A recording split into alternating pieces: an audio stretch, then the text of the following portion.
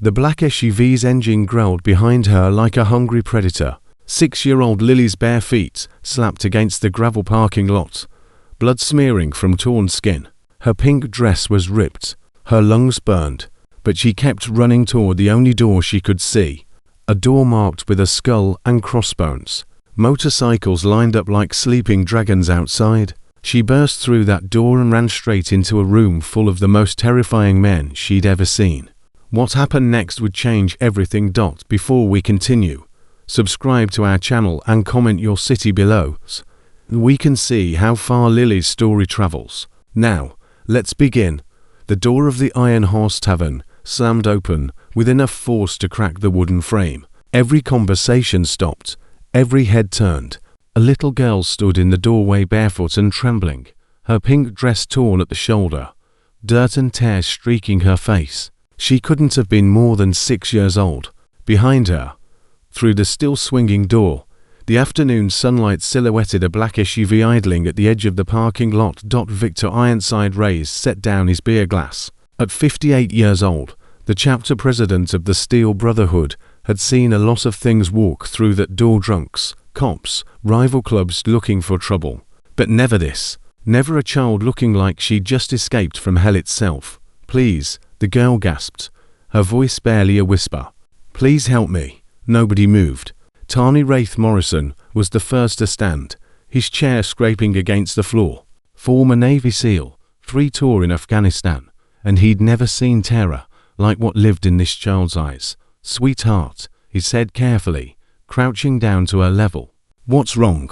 Where are your parents?" The girl's whole body was shaking, now violent tremors that made her teeth chatter despite the Montana summer heat. She kept looking back at the door, at the SUV that hadn't moved. "The bad man," she managed. "He took me from the park. I got away when he stopped for gas. Please don't let him take me back. Please, please, please." The door opened again. A man walked in, mid-40s, wearing an expensive polo shirt and press khakis. His smile was warm, apologetic, perfectly practiced. Everything about him screamed respectability: clean-shaven, manicured nails, a Rolex glinting on his wrist. "There she is," he said, shaking his head with theatrical exasperation. "I'm so sorry about this, gentlemen. My daughter has quite the imagination. We were playing a game, and she took it a little too seriously." He stepped toward the girl. She screamed. It wasn't a child's tantrum scream. It was the sound of pure primal terror, the sound of prey recognizing predator. Lily scrambled backward, her bare feet slipping on the wooden floor, and crashed into Victor's legs. Without thinking, she grabbed fistfuls of his jeans and hid behind him, making herself as small as possible. "No, no, no, no, no," she whimpered.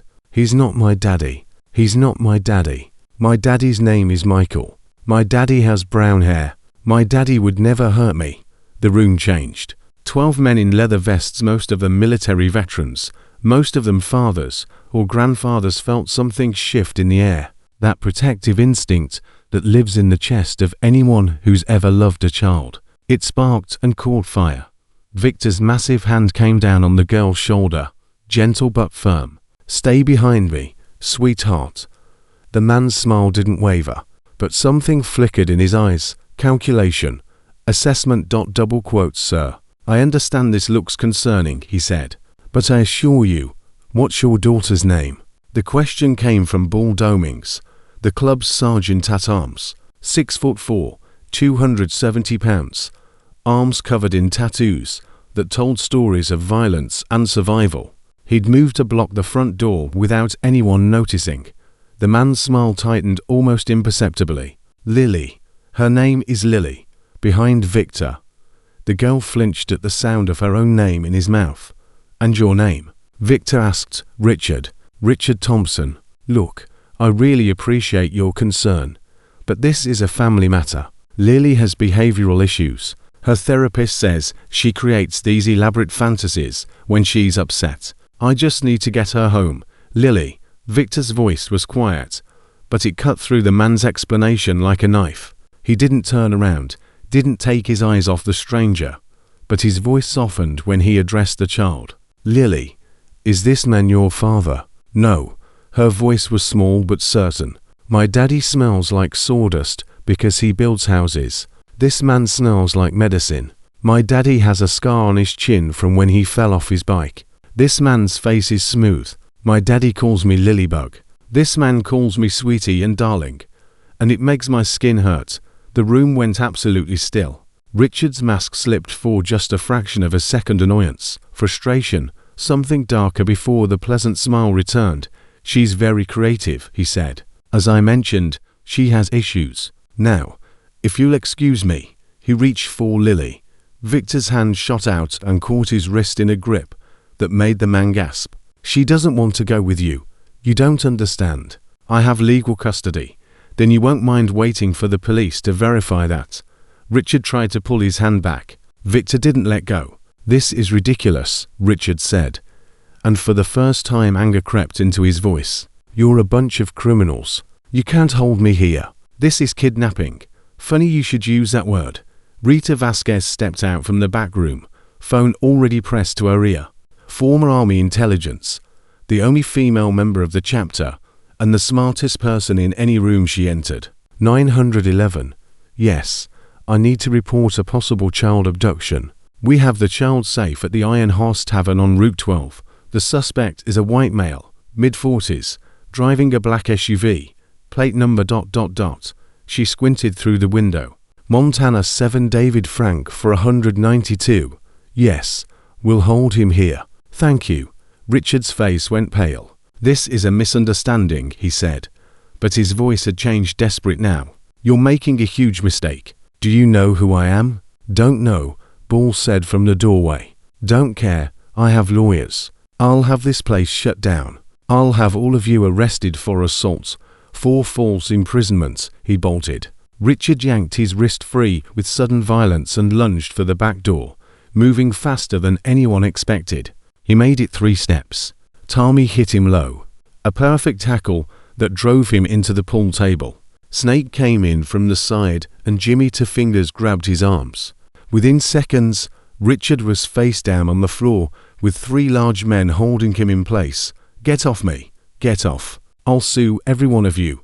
His wallet fell out of his pocket during the struggle, contents scattering across the floor. Ball picked it up and started going through it. Richard Thompson. He held up a driver's license. That's funny. This ID says Raymond Schiller. He kept digging. And this one says David Peterson. And this one says Michael Watts. He looked down at the struggling man with disgust. How many names you got? But it was what else fell out of the wallet that made everyone go quiet. Zip ties, heavy duty. The kind you'd use for industrial applications. A small roll of duct tape and a prescription bottle with no label filled with white pills. Lily started crying again, burying her face in Victor's leg. He made me take one of those, she sobbed. At the park, he said it was candy. It made me sleepy. And then I was in his car, and I didn't know where I was. Victor felt something cold, an ancient wake-up in his chest, something he'd felt in Iraq. In situations where the rules of civilization stopped applying. Tommy, he said quietly. Check his vehicle. Tommy was already moving. The SUV wasn't locked. What Tommy found inside made him step back and take several deep breaths before he could report. Vic, he called, his voice strange. You need to see this. Victor looked down at Lily. Rita, stay with her. Rita gathered the child into her arms, murmuring soft reassurances as Victor walked out to the parking lot. The SUV's back seats had been removed. In their place was a mattress. Restraints had been bolted to the floor. A cooler sat in the corner, filled with juice boxes and animal crackers and more of those unmarked pills. But it was the phone mounted on the dashboard that made Victor's blood run cold. It was open to a messaging app. Coordinates, times, a conversation that read like a business transaction. Package acquired. ETA 6 hours. Beer confirmed. Full payment on delivery. This one's perfect. Young, healthy, no medical issues. Premium price. Victor stared at the screen, his hands shaking with rage he hadn't felt in 20 years. Lily Thompson wasn't being kidnapped. She was being sold. He walked back into the bar, each step deliberate, controlled. Raymond Schiller, or whatever his real name was still pinned to the floor, still threatening lawsuits and connections and retribution. Victor crouched down next to him. "Let me tell you what's going to happen," he said, his voice barely above a whisper. "The police are coming. When they get here, they're going to find everything in your vehicle. They're going to find your fake IDs and your messages and your beer contacts, and you're going to spend the rest of your miserable life in a cell." Schiller's bravado cracked. "You don't understand these people. You don't know who you're dealing with. If you let me go, I can disappear. No one has to know. I can give you money. Name your price. 50,000. 100. I can get it."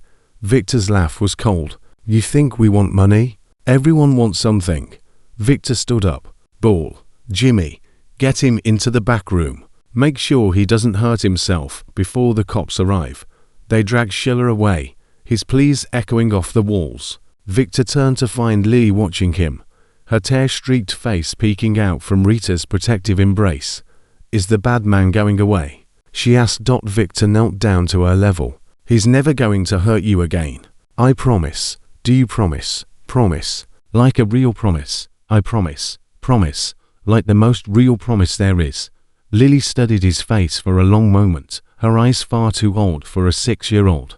Then she reached out and touched the leather of his vest, tracing the steel Brotherhood patch. "My mommy says bikers are scary. She's not wrong. But you helped me." Victor felt something shift in his chest, something that had been broken for a very long time. Sometimes scary people help, like monsters that fight other monsters. Despite everything, Victor almost smiled. "Yeah, sweetheart. Exactly like that." The sirens were audible now, getting closer.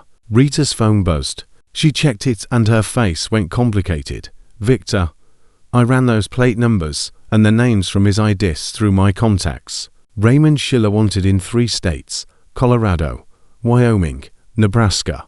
Multiple child abductions. They've been looking for him for 2 years. Victor closed his eyes. "Lily," he said, "how long were you in that car?" The little girl's face crumpled. "I don't know. A long time." He stopped a lot. "Different houses. I saw other kids sometimes. He said if I was good I could play with them. But I never saw the same kids twice." The room went absolutely silent. Other kids. Rita was already moving, grabbing the phone from the SUV, scrolling through messages and contacts with urgent precision. "Victor," she said, her voice strange. "This isn't just one guy." "What do you mean?" "I mean this phone has contacts with 12 different numbers, coded conversations, coordinates for 6 different locations across 4 states. This is a network." The first police cruiser pulled into the parking lot, lights flashing. Victor looked at the back room, where Schiller was being held, looked at Lily, still trembling in Rita's arms, looked at his brothers. "These men society wrote off as criminals and thugs. Everyone listen up," he said. "When the cops get here, we tell them exactly what happened. We give them everything. We cooperate fully." His jaw tightened. "And then we have a church meeting. Because if there are other kids out there, we're going to find them." The police came through the door, weapons drawn, shouting commands. The next hour was chaos, statements and evidence and questions that seemed to go in circles. Sheriff's deputies, then state police, then federal agents in their government suits. Lily was examined by paramedics, gently questioned by a child specialist, wrapped in a shock blanket, and given juice. Throughout it all, she refused to let go of Victor's hand. "I want to stay with the motorcycle man," she told anyone who tried to separate them. "He promised to keep me safe. He promised. The FBI agent in charge, a sharp-eyed woman named Chen, took Victor aside. "Mr. Reyes, I need you to understand something. The man you apprehended today, the one calling himself Raymond Schiller, is connected to one of the largest child trafficking operations we've been tracking. We've been trying to locate him for 8 months. What you found in that vehicle, the messages, the contacts, this could be the break we've been waiting for. You may have saved more children than just Lily." Victor thought about the message he'd seen. "This one's perfect. Premium price. Good." Agent Chen hesitated. There will be questions about how he was subdued, about whether proper procedures were followed. He resisted. "We restrained him. End of story. The bruises on his face suggest he fell. Clumsy guy. Chen stared at him for a long moment, then seemed to reach a decision. Yeah, I imagine he did. She handed him a business card. If you or your people hear anything else, anything at all, you contact me directly. Not local police. Me. Victor pocketed the card. Lily's parents arrived at sunset. The moment the minivan screeched into the parking lot, Victor knew this was different than what he'd feared. A woman tumbled out of the passenger seat before the vehicle fully stopped, screaming her daughter's name. Lily, Lily. The little girl's head snapped up from where she'd been dozing against Victor's shoulder. Mommy. Sarah Thompson ran across the parking lot, collapsing to her knees and gathering her daughter into her arms. The sounds she made weren't words. They were pure raw emotion, the grief and terror of 47 hours transformed into overwhelming relief. Michael Thompson was right behind his wife, tears streaming down his weathered face. Construction worker. Victor noted calloused hands, sawdust scented, just like Lily said. The genuine article. My baby, Sarah sobbed. My baby, my baby, my baby, mommy. I was so scared, but the motorcycle man saved me. He promised, and he didn't let the bad man take me. Michael looked at Victor, really looked at him, the leather vest, the tattoos, the scarred face and hard eyes, and saw something beyond the surface. You saved our daughter. She saved herself. She ran. She asked for help. Bravest kid I've ever seen. Michael's voice broke. We thought, the police said, we thought we'd never see her again. He held out his hand. Victor shook it. I don't know how to thank you, Michael said. I don't have words. I'll spend the rest of my life trying to repay this. No repayment necessary. Just take your little girl home. Let her be a kid again. Sarah finally looked up, her face destroyed and rebuilt by emotion. She was still clutching Lily like she'd never let go again. Why? She asked. Why did you help her? You don't know us. Victor thought about the question, thought about all the easy answers he could give. Because it was the right thing to do. Because anyone would have done the same. Because that's just who we are. But Lily was watching him, and he'd made her a promise. I had a daughter once, he heard himself say. She'd be about 30 now. She was taken when she was 14. Grabbed walking home from a friend's house. The words came harder now. Dragged up from somewhere he usually kept locked. They found her 3 days later.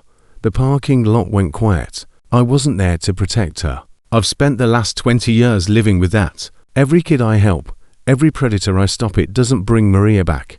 But it means she didn't die for nothing. Her memory protects kids like Lily. Sarah Thompson stood up, still holding her daughter, and did something Victor never expected. She hugged him. This stranger, this biker, this scary man with the hard eyes. She wrapped her free arm around him and held on.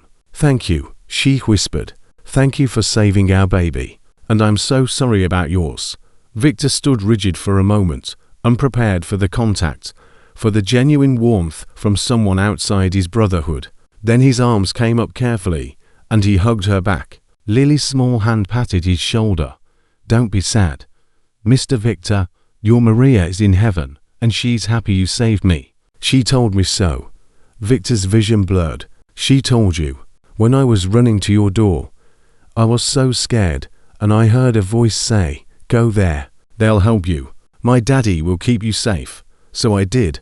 The world stopped making sense for a moment. Victor wiped his eyes with the back of his hand. That sounds like something she'd say. The Thompson family stayed for another hour, giving statements, answering questions, holding on to each other, like they were afraid to separate.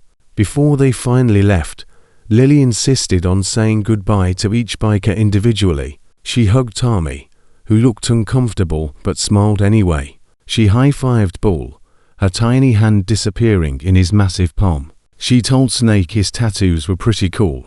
She made Reed a promise to come visit her. And when she got to Victor, she looked up at him with those ancient 6-year-old eyes and said, You're my angel now.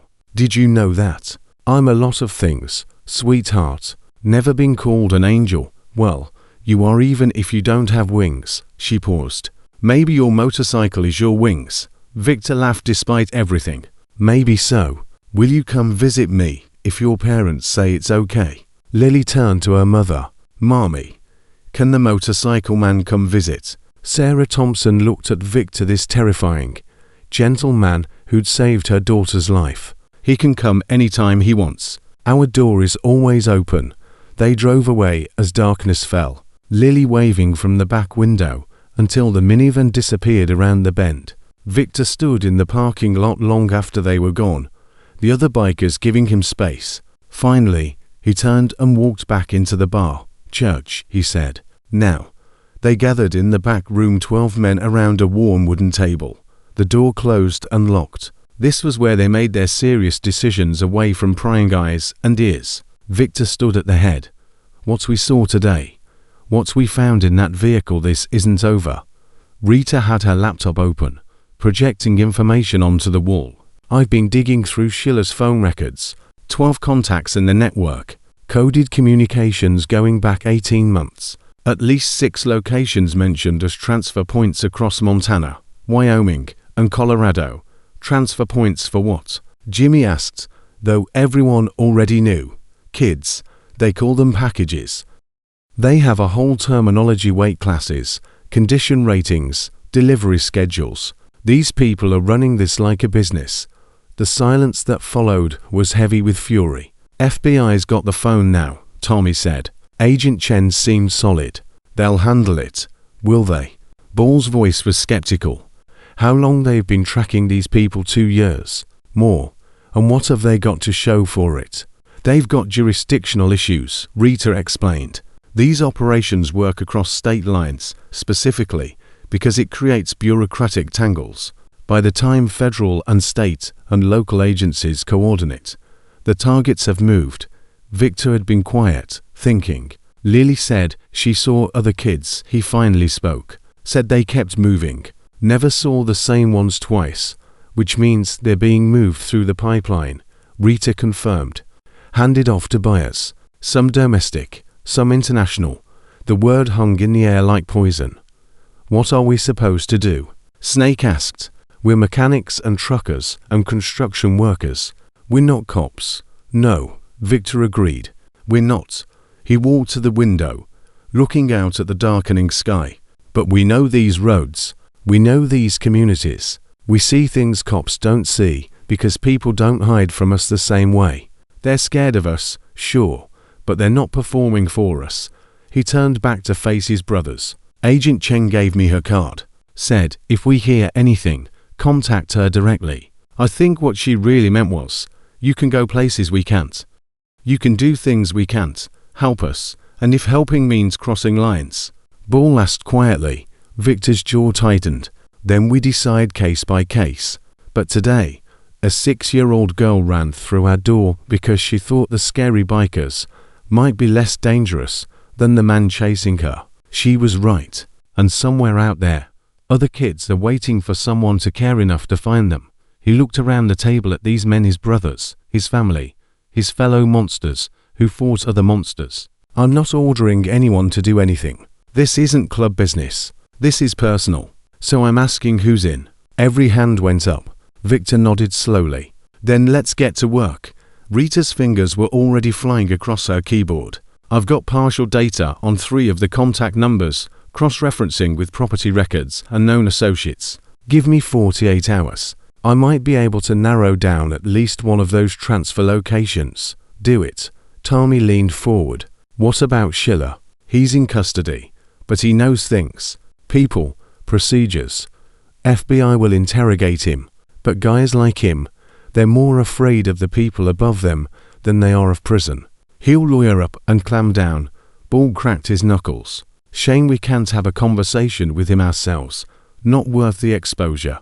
We do this smart, or we don't do it at all. The meeting went on for another hour. Assignments, schedules, communication protocols. By the time they finished, the moon was high and the bar had been closed 4 hours. One by one, the brothers headed home. Victor was the last to leave. Walking through the empty main room, past the spot where Lily had crashed into his legs, past the overturned chair from when Schiller tried to run, he stopped at the door and looked back. 20 years ago.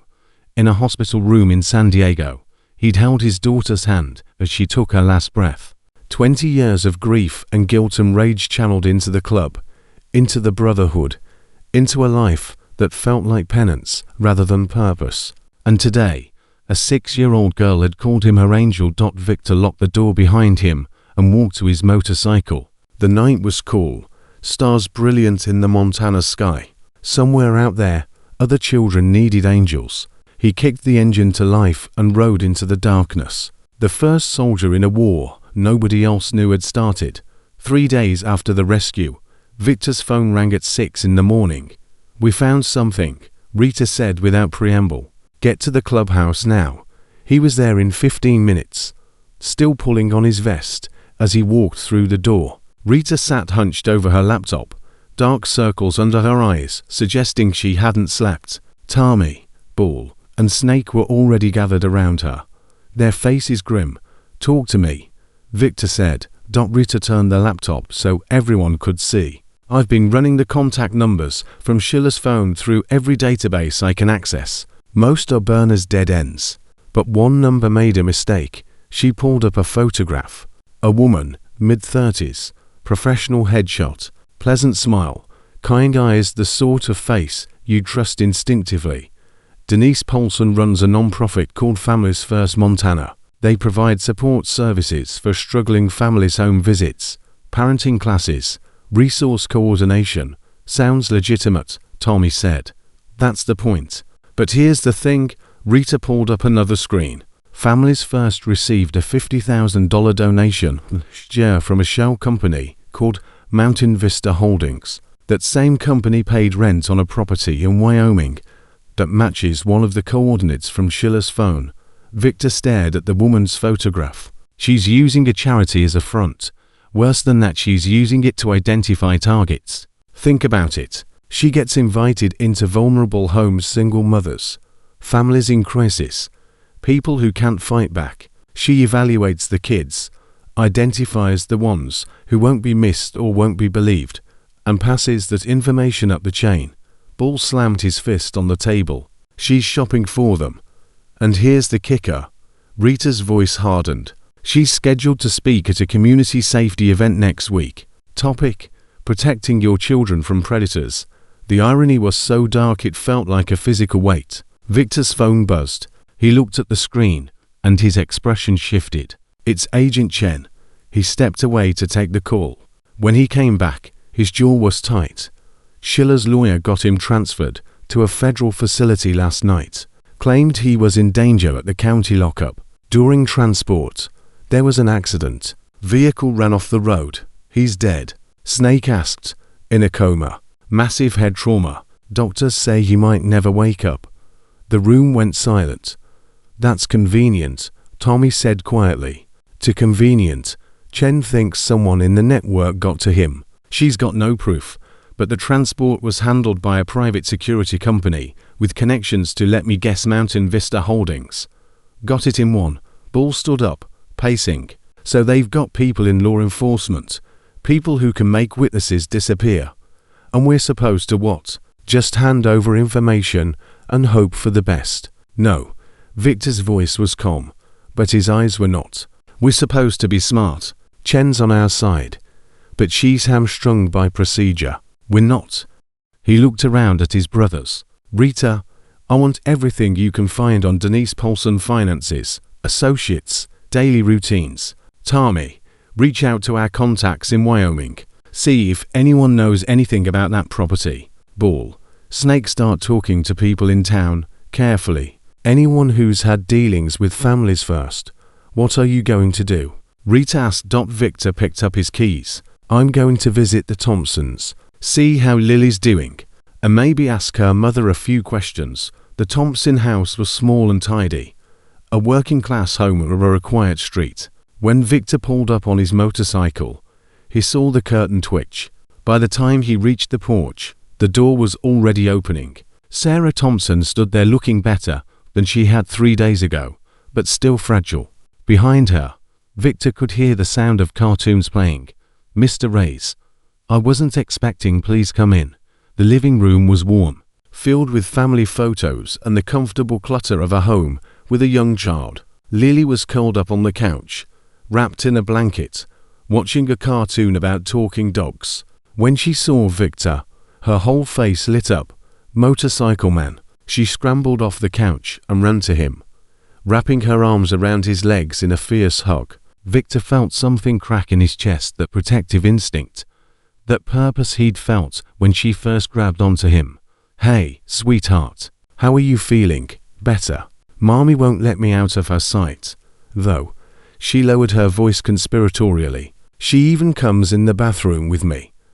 "That's because your mommy loves you very much." "I know." Lily tugged his hand. "Come see my room. Daddy put extra locks on the window. Maybe later." "Okay. I need to talk to your mom for a few minutes." Lily's face fell slightly, then brightened. "Okay. But you have to see my drawings before you go." "I drew you. I'd like that."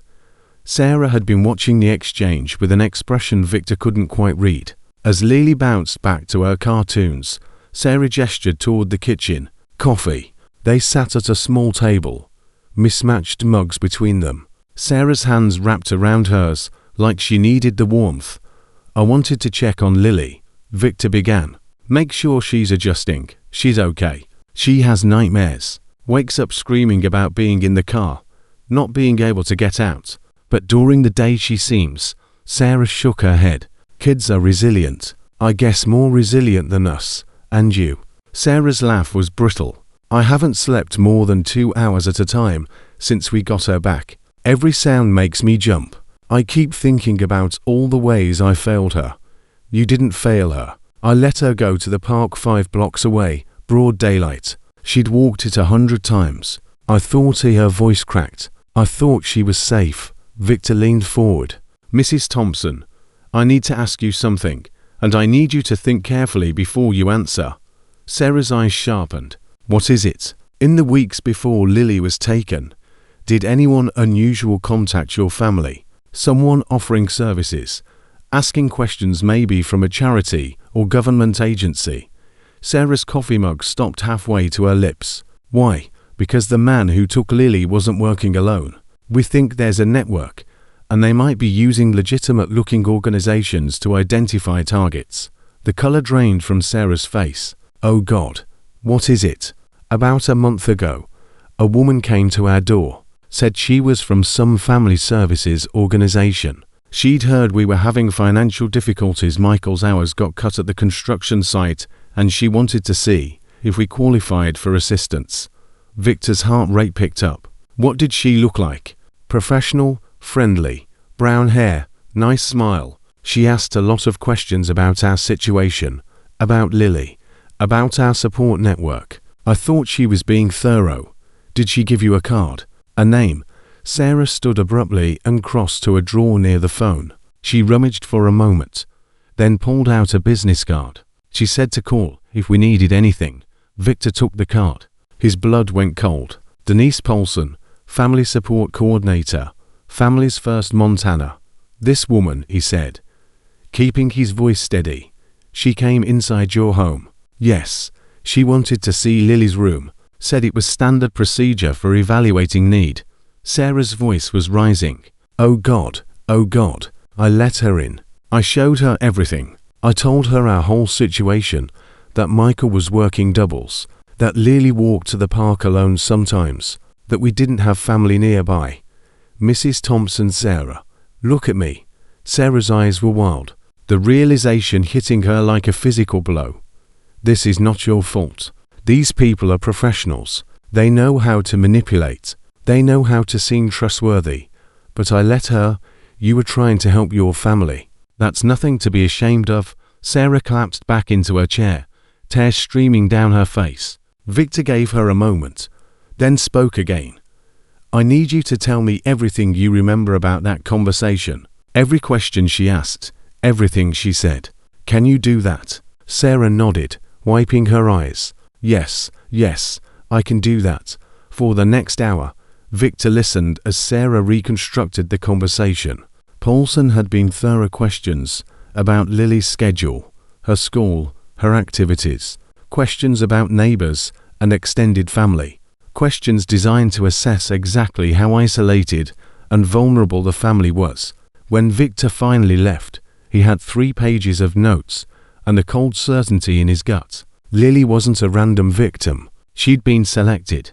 He called Rita from his motorcycle. It's confirmed. Paulson visited the Thompson house a month before the abduction. She did a complete assessment schedule, vulnerabilities, support network, everything a predator would need. Rita's voice was tight. I've been digging into her background. She's been running Families First for 5 years. In that time, she's done home assessments for over 200 families. How many of those families had children go missing? That's what I'm trying to find out. But Victor, if even a fraction of those assessments led to abductions, we could be looking at dozens of victims. Silence on the line. Get me that list, Victor said. Cross-reference with missing children reports. Anything that even looks like a correlation.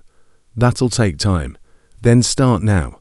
He ended the call and sat for a moment staring at Denise Paulson's business card. This woman smiled at families, offered help, walked through their homes, talked to their children, identified the vulnerable ones, then sold that information to monsters. Victor had seen a lot of evil in his life. Combat had shown him what humans could do to each other. But this calculated, systematic predation was something different. His phone buzzed again. A text from Bull. Got something. Meet at Murphy's Diner. Murphy's was a greasy spoon on the edge of town. The kind of place where nobody asked questions and the coffee was strong enough to strip paint.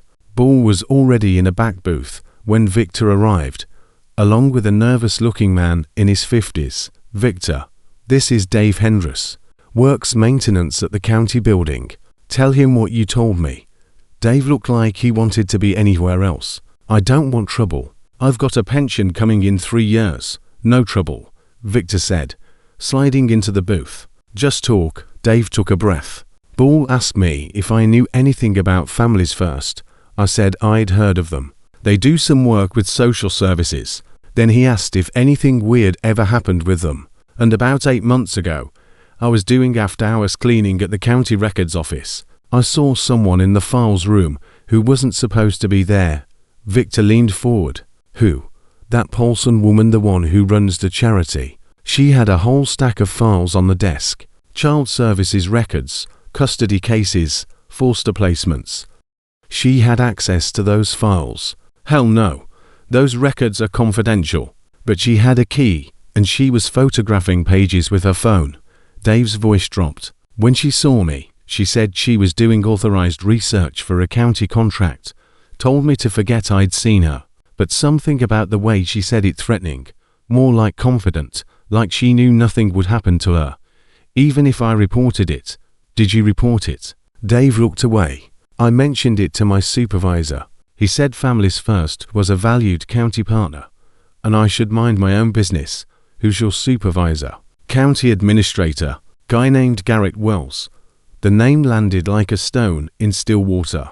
Victor recognized it immediately. Wells, the businessman who sat on the hospital board, the school board, on every board that mattered in this county. Bull confirmed. And according to Rita, Mountain Vista Holdings, the shell company funding the network, as Wells listed as a silent partner. Dave looked between them, confused and frightened. What are you saying? That Wells is involved in something? We're not saying anything, Victor replied carefully. But I appreciate you talking to us, Dave. If you remember anything else, you let Bull know. I don't want to get mixed up in. You won't. Just be careful. And maybe think about taking some vacation time. Dave left quickly, nearly tripping over his own feet in his hurry to escape. Bull waited until he was gone. Wells is connected to half the power structure in this county. If he's dirty, then this goes higher than we thought. Victor's mind was racing. Paulson does the assessments. Schiller handles the abductions. Wells provides protection and cover. But there have to be more. Buyers, transporters, people handling the money. How do we take down something this big? Carefully. One piece at a time. His phone rang. Rita, you need to get back here, she said. I found the list. Families Paulson visited over the past 3 years. Cross-referenced with missing children reports. How many? Rita's voice was hollow. 17. 17 children from families Paulson assessed. All reported missing within 6 months of her visit. Victor closed his eyes. 17 children. But that's not the worst part, Rita continued. I dug deeper into the missing children database. Most of these cases, they're barely being investigated, classified as runaways or custody disputes, like someone made sure they'd be forgotten. Someone with influence over law enforcement. Exactly. Victor, this thing, it's not just a network. It's a machine, and it's been running 4 years. He hung up and looked at Ball. 17 kids minimum, all connected to Paulson. Ball's face was stone. What do? We take away her access. That community event next week, where she's speaking about child safety, we make sure she never scouts another victim. How? Victor stood, dropping money on the table for the coffee. By showing everyone exactly who she really is. The community event was held at the Riverside Community Center, a multi-purpose building that served as everything from a wedding venue to a flu shot clinic. By the time Victor arrived, the parking lot was half full with minivans and SUVs, concerned parents coming to learn how to protect their children. He'd brought Tommy, Rita, and Snake. Ball was positioned outside watching the exits. They wore civilian clothes, no leather vests, nothing to identify them as club members. Inside, rows of folding chairs faced a small stage where Denise Paulson was setting up a presentation. She looked exactly like her photograph, professional, approachable, trustworthy. Victor wanted to tear her apart with his bare hands, but that wasn't the plan. Rita had spent 3 days building a dossier: financial records, communication logs, testimony from Dave Hendris, most damning of all, a list of the 17 missing children whose families Paulson had visited. They weren't going to confront her directly.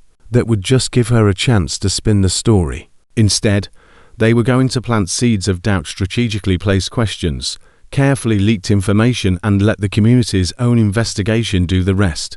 The presentation began. Paulson's voice was warm and confident as she talked about warning signs, safe internet practices, the importance of knowing your children's friends. The most dangerous predators, she said with earnest sincerity, are often the ones who seem most trustworthy. They infiltrate communities. They build relationships. They gain access. Victor felt sick. During the Q&A, Rita raised her hand. Miss Paulson, you mentioned that Families First does home assessments for vulnerable families. Can you tell us more about what that involves? Paulson smiled. Of course. We visit families who might need support services. We evaluate their situation, housing stability, childcare arrangements, support networks, and connect them with resources, and you keep records of these assessments. Naturally, everything is documented. How do you ensure that information stays confidential? I mean, detailed information about families' vulnerabilities that could be very valuable to the wrong people. Paulson's smile flickered just for a moment. All our records are strictly confidential. Only authorized staff have access, but you do access county records as part of your work, correct? Child services files, foster placement records. Now Paulson's expression was guarded. Where are you going with this? I'm just curious about your data security protocols. After all, information about vulnerable children, it would be terrible if that fell into the wrong hands. The room had gone quiet. People were looking between Rita and Paulson with growing unease. I can assure you, Paulson said, her voice cooling, that Families First maintains the highest ethical standards. Now, are there any other questions? A man in the back raised his hand. Snake, I've got one. A friend of mine, her family was visited by your organization about 2 years ago. Nice woman came to their house, asked a lot of questions about their kids. 6 months later, their 8-year-old daughter went missing. Murmurs rippled through the crowd. Paulson's face went pale. I'm very sorry to hear about that, but I don't see how. What's strange, Snake continued, is that the police barely investigated, classified it as a runaway, an 8-year-old runaway. Does that sound right to you? I really can't comment on individual cases.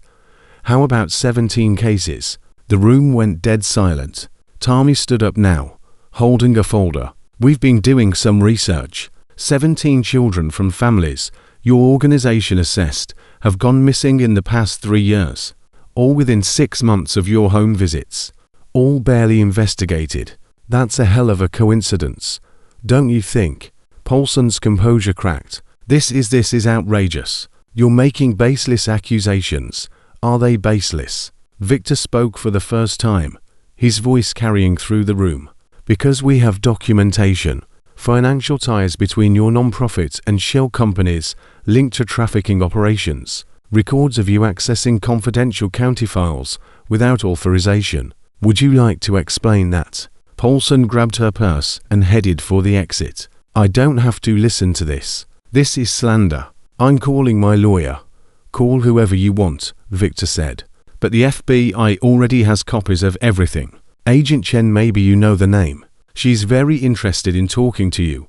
Paulson froze at the door. For just a second, her mask dropped completely and Victor saw the real person underneath, cold, calculating, cornered. Then she was gone, practically running to her car. The room erupted. Parents were on their phones, demanding answers from local officials, pulling up news stories, connecting dots that had been hidden in plain sight. Victor slipped out the side door. Bull was waiting. "She's making calls," Bull reported. "Panic calls from the look of it." "Good. Let her panic. Let her reach out to her contacts. Rita's monitoring. Every call she makes gives us more information. You think she run? Probably. But it doesn't matter. The story's out now. Even if she disappears, the investigation continues." Victor looked back at the community center, where concerned parents were demanding answers, where the illusion of safety had been shattered. It was a small victory. 17 children were still missing. Garrett Wells was still untouchable. The network was still operating, but they'd exposed one piece of it, taken away one predator's access, made the community aware that the enemy could wear a friendly face. It was a start. His phone buzzed. A text from an unknown number. "You've made powerful enemies. People who can make your club disappear. Step back now and you'll be rewarded. Continue and everyone you love will suffer." Victor stared at the message for a long moment. Then he typed his reply. "Come try." He pocketed the phone and walked to his motorcycle. Behind him, the community center buzzed with outrage and awakening. Somewhere in the night, a network of predators was scrambling to protect itself. And tomorrow, Victor would start hunting again because 17 children were still missing, and he'd made a promise to a 6-year-old girl that he intended to keep. The threatening text message wasn't the last one Victor received. Over the next 48 hours, 2 more arrived. The first showed a photograph of his house taken from across the street. The second showed the Iron Horse Tavern with a single word, "flammable." Victor showed them to the club at their emergency meeting. "They're trying to scare us off," Bull said, his voice tight with anger. "It's working," Jimmy admitted. "My wife wants me to step back. Says she didn't sign up for this." "Nobody's judging anyone who wants out," Victor said. "This isn't club business. It's personal. If you need to protect your family, my family is protected by finishing this," Tommy interrupted. "These people traffic children. You think they'll stop at threats? You think backing down makes us safe?" Snake nodded. "Tommy's right. We're already in this. Only way out is through." Victor looked around the table. Every man present. Every man committed. "Then we escalate. Rita, what do we have on that Wyoming property?" Rita pulled up satellite images on her laptop. Remote location about 40 miles from the nearest town. Property records show it's owned by Mountain Vista Holdings, same shell company connected to Wells and Paulson. Recent construction includes a reinforced main building and what looks like underground additions. "Underground," Bull repeated. "Why would they need underground space?" Nobody answered. Nobody wanted to. "I've been monitoring Paulson's communications since she fled the community event," Rita continued. "She made 6 calls in the first hour. 3 to lawyers, 1 to an unknown number, and 2 to this property's landline. She warned them definitely. But here's what's interesting. The calls to the property were short 30 seconds each, like she was leaving coded messages." Tommy leaned forward. "Can we listen to them?" "Not legally, But I've got contacts at the phone company who owe me favors. I should have transcripts by tonight. Victor stood and walked to the window. We need eyes on that property. Physical surveillance. See what we're dealing with before we make any moves. I'll go. Tommy volunteered immediately. Wraith trained me in reconnaissance. I can get close without being seen. Take Snake as backup, but observation only. We don't know how many people are there or what kind of security they have. Understood. And Tommy. Victor turned to face him. If you see children, you call it in immediately to me and to Agent Chen. We don't sit on that information. Got it. They left within the hour, taking Tommy's truck rather than motorcycles. Less conspicuous. Victor spent the afternoon going through Rita's research, building a picture of the network structure. Paulson was the scout. Schiller had been the snatcher, now in a coma. Wells provided political cover. The Wyoming property was some kind of hub processing center, holding facility, transfer point. But there were still gaps. Who were the buyers? How did they move the children? Where did the money flow? His phone rang. Agent Chen. Mr. Reyes. We need to talk. I'm listening. Not on the phone. Meet me at the old mill outside town. 1 hour. The old mill was abandoned, used occasionally by teenagers for parties, and by the homeless for shelter. When Victor arrived, Chen was already there, leaning against her government sedan with her arms crossed. She looked exhausted and worried. You've been busy, she said as he approached. We've been doing your job. That's exactly what we need to discuss. Chen pushed off from the car. The stunt you pulled at the community event exposing Paulson, it accelerated everything. Good. That was the point. No, you don't understand. The network is moving fast. We've intercepted communications suggesting they're liquidating assets, destroying evidence, relocating operations. Victor's stomach dropped. Relocating operations? You mean the children? We don't know for certain, but if they're spooked enough to burn their infrastructure, they might decide certain liabilities need to disappear. The word liabilities hit Victor like a punch to the gut. Then move on them. You have enough for warrants. It's not that simple. Garrett Wells has connections in the state attorney's office. Every warrant application gets flagged and delayed. By the time we cut through the red tape, those kids could be dead. Chen's silence was confirmation. Victor stepped closer. What do you need from us? I need you to back off. Not happening. Victor, listen to me. Chen's voice was urgent. If you interfere with our operation, if you contaminate evidence or spook targets, the whole case falls apart. These people walk, and if we wait for your process, children die. I've got men doing recon on that Wyoming property right now. If there are kids there, you have men where? Chen's face went pale. Jesus Christ. Pull them out now. Not until we know what's inside. You're going to get people killed. Theirs and yours. Victor's phone buzzed. Tommy, hold on, he answered. What do you have? Tommy's voice was barely a whisper. We're in position. Victor, there's activity.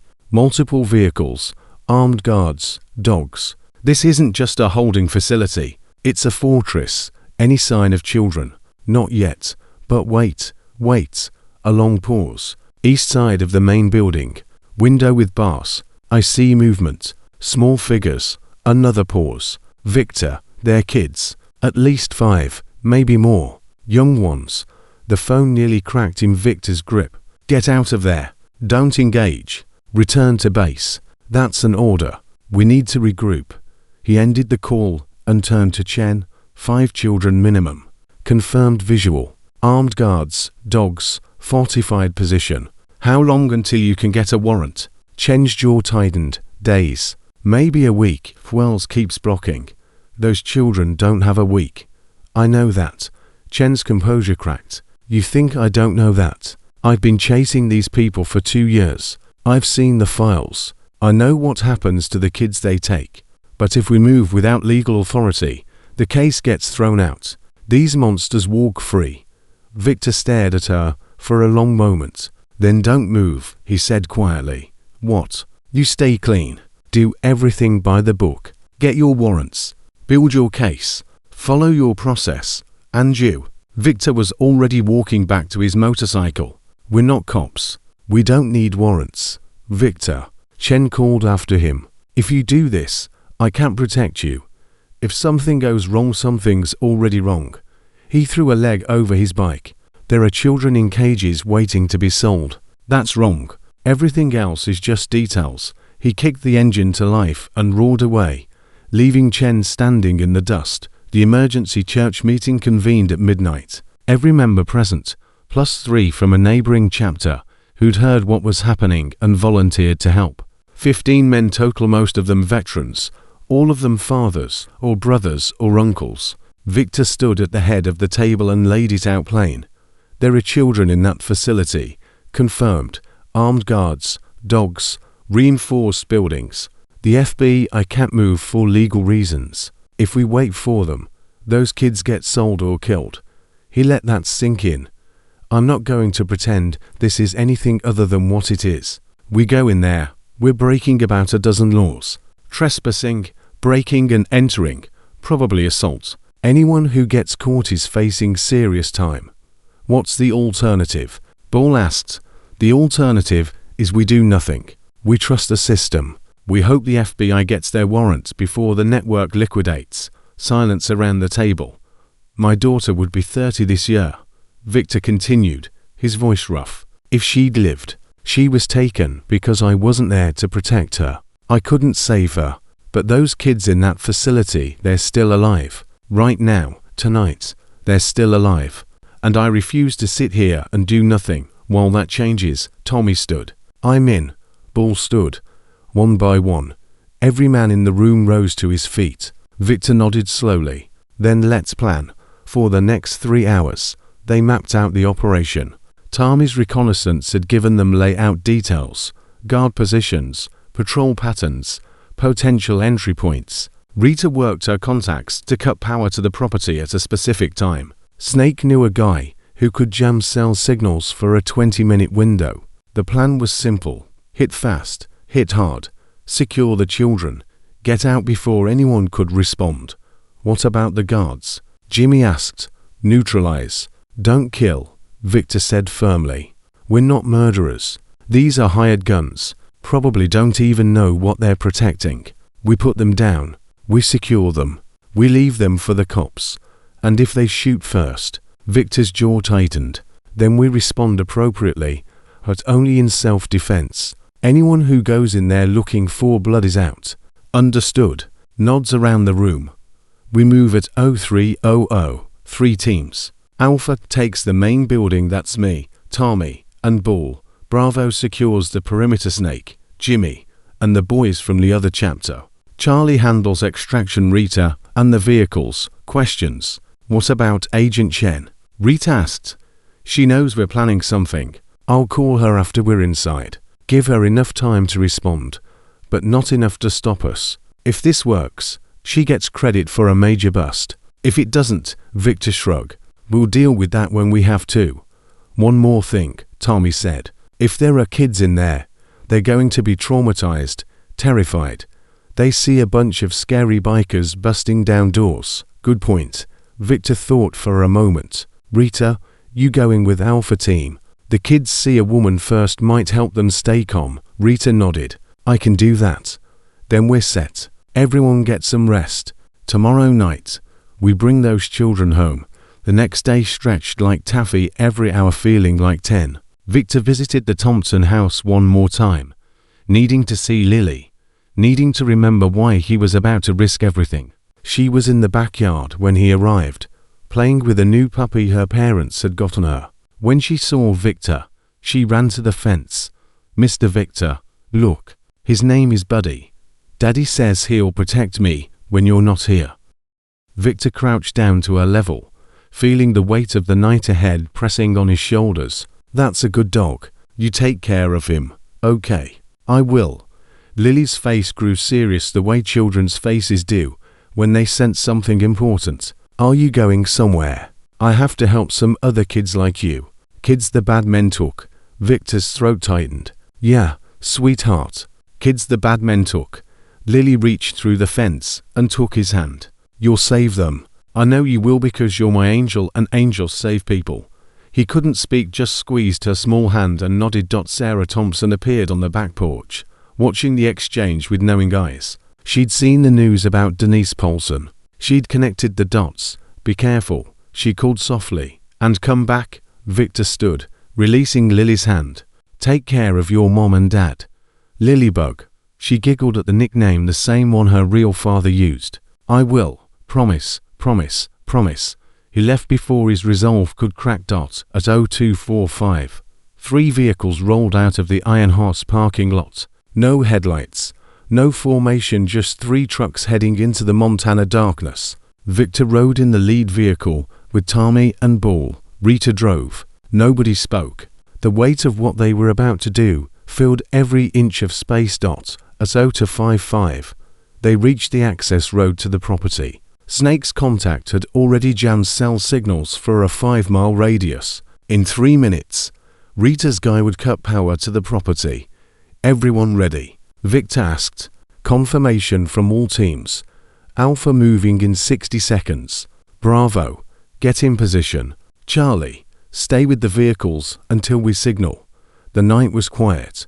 Too quiet. Victor's combat instincts, dormant for decades, suddenly screamed to life. Something was wrong. Tommy, you said there were guards, dogs. I don't see anyone. Tommy was peering through night vision binoculars. They were here yesterday. Multiple patrols. Now he stopped. Victor, the main building. The lights are off, but there's smoke coming from the chimney. And look at the east side. Victor looked. His blood went cold.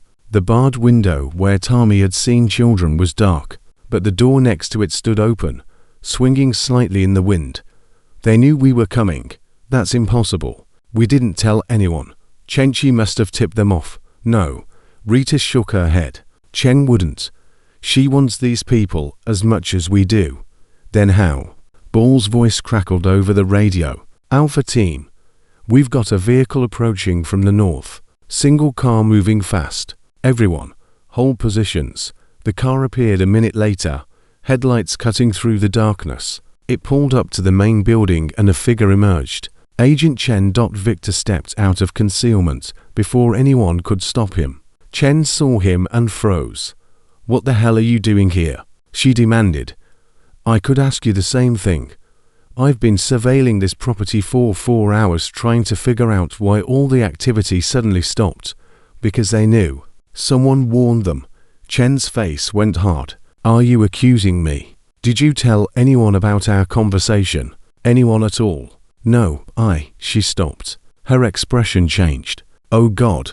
What? My report. I filed a report with my supervisor about potential vigilante interference. Standard procedure. I had to document. Who's your supervisor? Assistant Director Collins. But he wouldn't. He's been with the Bureau for 20 years. Who else saw the report? Chen's face was ashen now. It would have gone through regular channels, multiple offices, state coordination. If anyone in those offices is connected to Wells, the truth hit them both at the same time. The network had people everywhere, even inside the FBI. The children, Victor said. Where did they take them? I don't know. I don't. Chen's voice cracked. I've been chasing these people for 2 years. I thought I was getting close, but they're always one step ahead. Always. Victor turned to Tommy. Search the building. Every room, every closet, every crawl space. If they left anything behind, documents, electronics, anything, we need it. The next hour was a systematic sweep of the property. What they found painted a picture of hasty evacuation. Mattresses in the basement, small ones, child-sized, stained with things Victor didn't want to identify. Restraints bolted to walls. A medical area with sedatives and examination equipment. And in a burned barrel outside, the charred remains of files and photographs. Rita pulled fragments from the ashes, trying to salvage anything readable. There's too much damage. Most of it's gone. Most isn't all. Keep looking. Tommy emerged from the main building holding a laptop. Found this hidden in a wall panel. They missed it. Rita grabbed it immediately. If I can crack the encryption, do it. Chen stood apart from the group, on the phone with her office. When she hung up, her expression was complicated. I've requested a full evidence team. They'll be here in 2 hours. And your supervisor?" I went over his head, called the director directly, told him I suspected internal compromise. That's career suicide. Those children are gone because someone in my organization tipped off the network. Career doesn't matter anymore. Victor studied her for a long moment. "Welcome to our side of the line." As dawn broke over the Montana mountains, the club members helped federal agents catalog the horrors they'd found. The basement, the restraints, the medical equipment designed for children who wouldn't cooperate. Victor stood apart, watching the sunrise, feeling the weight of failure pressing down on his shoulders. They'd been so close. His phone buzzed. "Unknown number." He answered. "Mr. Reyes." The voice was smooth, cultured, confident. "My name is Garrett Wells. I believe you've been looking for me." Victor's hand tightened on the phone. "Where are the children?" "Safe for now, which is more than I can say for you and your associates." "Is this the part where you threaten my family, my club?" "Because I've got to tell you, we've heard it all before." Wells laughed softly. "I don't threaten, Mr. Reyes, I inform. And what I'm informing you is that you're playing a game you don't understand. The network you've stumbled into has been operating for decades. It has protection at every level of government. The FBI agent you've been working with, our supervisor, has been on our payroll for 5 years.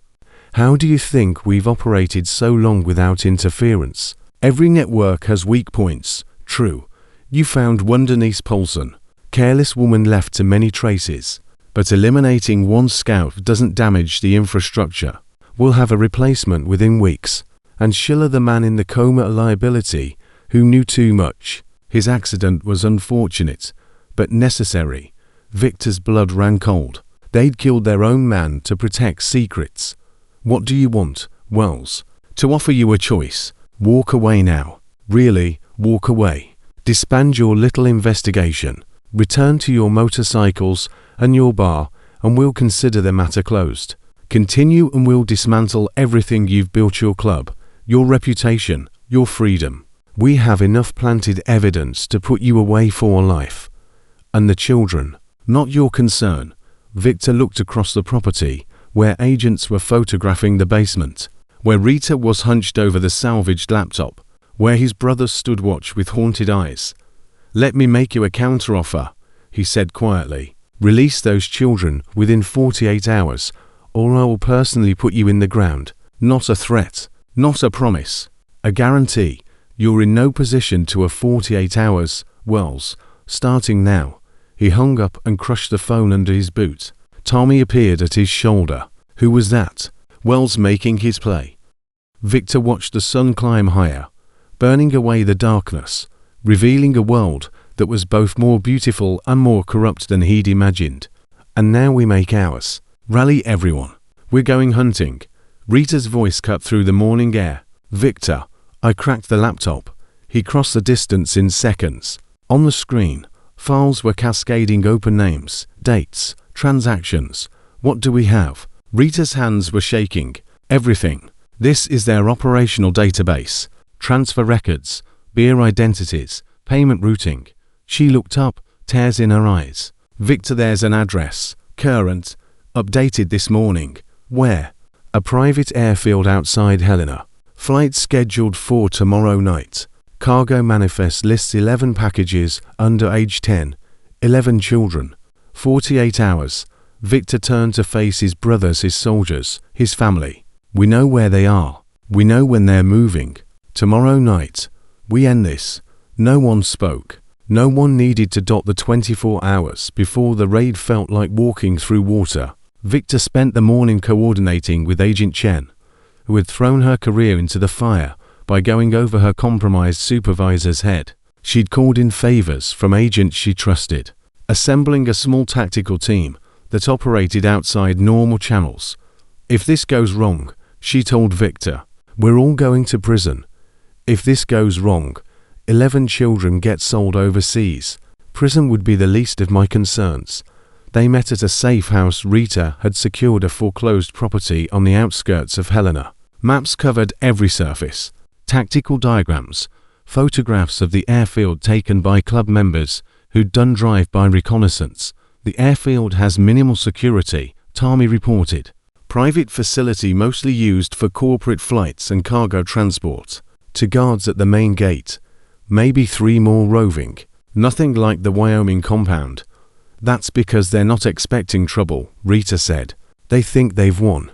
Wells made his call, delivered his ultimatum. As far as they know, we're backing off. Good.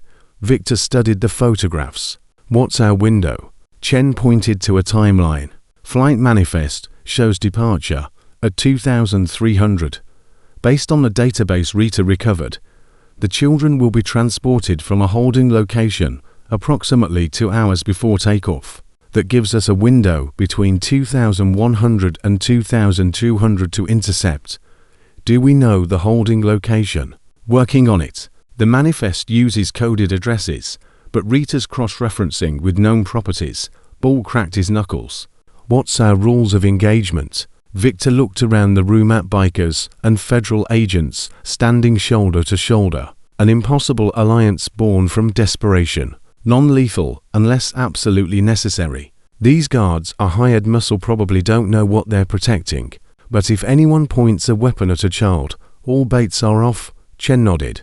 My team operates under federal authority. Anything we do has legal backing. Your people were private citizens who happened to be in the area when federal agents needed assistance. That's flimsy. It's what we've got.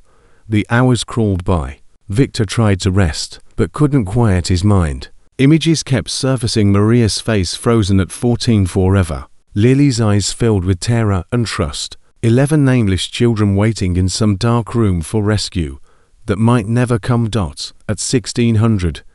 Rita burst into the main room. Got it. The holding location. It's a warehouse on the industrial side of Helena, registered to Gessu Mountain Vista Holdings. Of course it is. There's more. I intercepted a communication. Wells is going to be there personally. Victor's head snapped up. Wells at the warehouse. He's overseeing the transfer himself. Too much money on the line to trust subordinates. Tommy let out a low whistle. That's either very confident or very stupid. It's arrogance, Chen said. He's been untouchable for so long, he doesn't think anyone can hurt him. Victor smiled, but there was no warmth in it. Let's change his mind. They hit the warehouse at 2100 on the dot. 3 teams moving in coordinated silence. Alpha Team Victor, Tommy, Bull, and Rita approached from the east through an adjoining property. Bravo Team Snake, Jimmy, and 4 trusted brothers came from the west. Chen's FBI unit held the perimeter, ready to move in once the facility was secured. The warehouse was larger than expected, a sprawling complex with multiple buildings connected by covered walkways. Victor could see lights in the main structure, shadows moving behind frosted windows.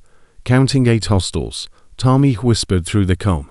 4 outside, 4 inside. No visual on the packages yet. Hold for my signal. Victor watched the patrol patterns, timing the gaps.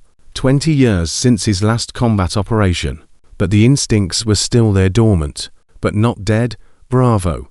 Take the external guards. Quiet. Alpha. We go in 30 seconds. Copy. The next half-minute stretched into eternity. Then Snake's voice. External guards neutralized. Alpha. Move. They flow through the darkness like water. Years of military training taking over. The side door yielded to Bull's shoulder without a sound. Inside, a corridor stretched ahead, lit by flickering fluorescence. Voices from somewhere deeper in the building. Laughter. Someone telling a joke. Victor signaled. Tommy left. Bull right. Rita behind him. The first guard never saw them coming. Tommy's chokehold dropped him silently, zip ties securing his wrists before he could recover. The second guard emerged from a bathroom and walked directly into Bull's massive fist, out cold before he hit the ground. 2 down, 2 to go. The corridor opened into a central area. Victor pressed himself against the wall and peered around the corner. His blood turned ice. The children were there, 11 of them, ranging from maybe 4 to 9 years old. They sat on the concrete floor in a cluster, hands bound in front of them, mouths gagged with cloth. Some were crying silently. Others stared at nothing, their eyes empty, already broken. 2 guards stood over them, automatic weapons slung across their chests. And beyond them, in a glassed-in office overlooking the main floor, sat Garrett Wells. Even from this distance, Victor could see the man's confidence, the expensive suit, the manicured hands wrapped around a crystal glass, the casual posture of someone who'd never faced real consequences. Rita touched his arm. "Victor, the kids, I see them. How do we do this without putting them in the crossfire?" Victor's mind raced. The guards were too close to the children. Any firefight risked collateral damage. They needed a distraction, something to draw the guards away. Then Wells solved the problem for them. "Time to load them up." His voice echoed through an intercom. "Trucks arriving in 10 minutes. One of the guards nodded and moved toward a large rolling door at the far end of the building. The other began roughly pulling children to their feet. The moment the guards separated, Victor acted. "Ball, take the one by the door. Tommy, office. Rita, get to the children." They moved. Ball covered the distance in seconds, his massive form slamming into the guard before the man could raise his weapon. The crunch of bone was audible across the warehouse. Tommy sprinted for the office stairs, taking them 3 at a time. Victor went straight for the remaining guard, who was just registering that something was wrong. The man's hand went for his rifle. Victor hit him low, driving his shoulder into the guard's midsection, momentum carrying them both to the ground. 3 quick strikes, and the guard stopped moving. Rita was already among the children, pulling gags loose, cutting zip ties, her voice soft and calm despite the chaos. "It's okay. It's okay. We're here to help. You're safe now. You're safe." Some of the children started crying louder. Others grabbed onto Rita, like she was the only solid thing in a collapsing world. From the office above, Victor heard Tommy's voice. "Don't move. Hands where I can see them." Then a single gunshot. Victor's heart stopped. Tommy. He was up the stairs in seconds, bursting through the office door, to find Tommy standing over Garrett Wells, who lay on the floor clutching his shoulder, blood seeping between his fingers. A small pistol lay several feet away. "He pulled on me," Tommy said, his voice steady, but his hands shaking. "Kept one in his desk drawer." "You okay?" "Fine." "He's not." Victor crossed to Wells and looked down at the man who'd built an empire on stolen children. Up close, Wells looked smaller than his reputation. Ordinary, the kind of face you'd forget 5 minutes after meeting. "Mr. Reyes," Wells gasped, managing arrogance even through the pain. "You're making a terrible mistake. Only mistake I made was not finding you sooner. You have no idea what you're dealing with. I have connections at every level. State police, FBI, the Attorney General's office. You'll be in prison before the week is out." Victor crouched down until his face was inches from Wells's. "Your network is blown. Your assets are seized. Your corrupt contacts are being rounded up as we speak. Agent Chen has a list of everyone on your payroll pulled from that laptop who people forgot to destroy. Right now, federal agents are executing warrants in 4 states." The color drained from Wells's face. "That's impossible. We had people in place. We had." "You had a network built on fear and money. Fear fades. Money runs out. What you never had was loyalty. The second things got hot, your people started flipping. Turns out criminals aren't real big on going down for someone else's crimes." Chen's voice crackled through Victor's earpiece. "Perimeter secure. Local police en route. How are the children?" Victor looked through the office window at the floor below, where Rita was surrounded by 11 small figures. All of them finally, miraculously safe. "Recovered all 11. Thank God. Send in medical. Some of them are in rough shape. On the way." Victor stood, looking down at Wells, one last time. "My daughter would be 30 years old this year. She was taken by people like you, sold by people like you, killed by people like you. I've spent 20 years waiting to look someone like you in the eye and tell them exactly what they are." Wells's mouth twisted. "And what am I?" "Nothing. You're nothing. You built all this, the money, the connections, the power, and in the end, you're just a pathetic little man who hurts children because it makes him feel strong." He turned and walked away. "You can't prove anything," Wells shouted after him. "I'll have lawyers. I'll have the best defense money can." The office door closed, cutting off his voice. The next few hours were controlled chaos. Ambulances arrived, child trauma specialists, FBI evidence teams, local police who'd been kept in the dark until the last minute, preventing any leaks to Wells's network. The 11 children were examined, identified, wrapped in shock blankets. Most had been missing for weeks, two had been gone for months. All of them bore the marks of captivity, malnutrition, bruises, the hollow eyes of stolen innocence. Victor watched from a distance as parents began arriving. The reunions were devastating to witness, mothers collapsing, fathers weeping openly, children who'd given up hope suddenly believing in miracles again. One little girl, maybe 5 years old, kept asking for her grandmother. When an elderly woman finally pushed through the police line and the child saw her, the sound she made wasn't quite human, pure animal relief, pure desperate love. Victor had to walk away. He found a quiet corner of the parking lot and sat on his motorcycle, trying to keep his hands from shaking. 20 years of grief and rage channeled into this moment, and now that it was over, he didn't know what to do with what was left. "You okay?" Tommy appeared beside him, looking equally shell-shocked. "I keep thinking about Maria," Victor said quietly, wondering if anyone ever came for her, if she waited for rescue that never came. "You can't save them all. You know that." "Yeah, but tonight we saved 11. That has to count for something. It counts for everything." Agent Chen approached, phone pressed to her ear, expression intense. She ended the call and looked at Victor. "Wells is talking, trying to cut a deal. Of course he is. He's giving up names. Big names. State senators, judges, businessmen across the Northwest. This thing goes deeper than we ever imagined. Deep enough to disappear into." Chen shook her head. "Not this time. We've got physical evidence, testimony, financial records, and Wells on video confessing to coordinate charges. Even his connections can't make this go away." "What about his claim that he has people in the FBI?" "3 arrests, already my former supervisor included." Chen's voice hardened. He signed off on burying evidence from the start. Every case that got classified as a runaway or custody dispute, he made sure they never got investigated properly. Victor thought about all the children who might have been saved if one man had done his job instead of taking bribes. What happens now? Now we build cases. It'll take months, maybe years. But this network is finished. The infrastructure is destroyed. The major players are in custody. And every law enforcement agency in the region is suddenly very motivated to cooperate. And the children, going home. All 11 plus 3 others, we found at a secondary location. Wells gave up. 14 children, Victor. 14 lives saved. The number hit him like a physical blow. 14. More than he dared to hope.